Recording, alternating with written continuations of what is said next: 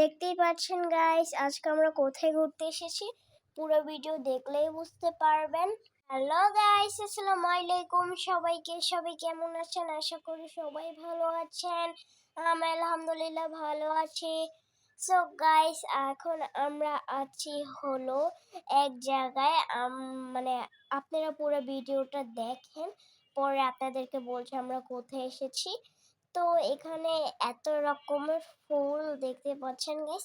এখানের অর্ধেক ফুলের নাম আমি জানি না। এখানে গোলাপ ফুল আছে, কত সুন্দর সুন্দর ফুল আছে দেখেন গাইস। এখানে লাল গোলাপ আছে, পিঙ্ক কালার গোলাপ আছে, হলুদ গোলাপ আছে, সাদা গোলাপ আছে।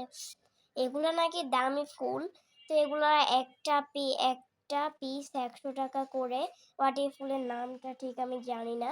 এই বেলুনগুলো দেখতে অনেক সুন্দর, তাই না গাইস?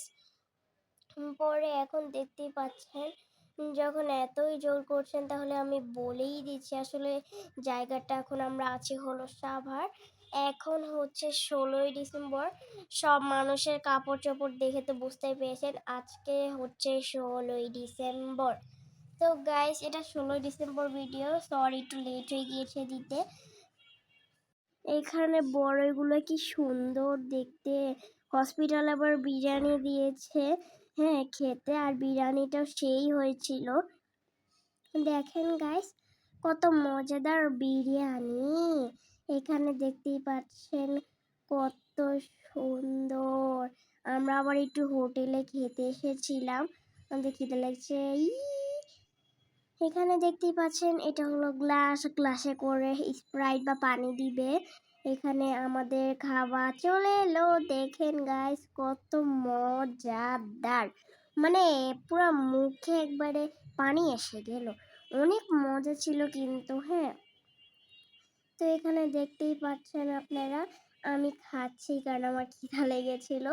এখানে আমরা দুধ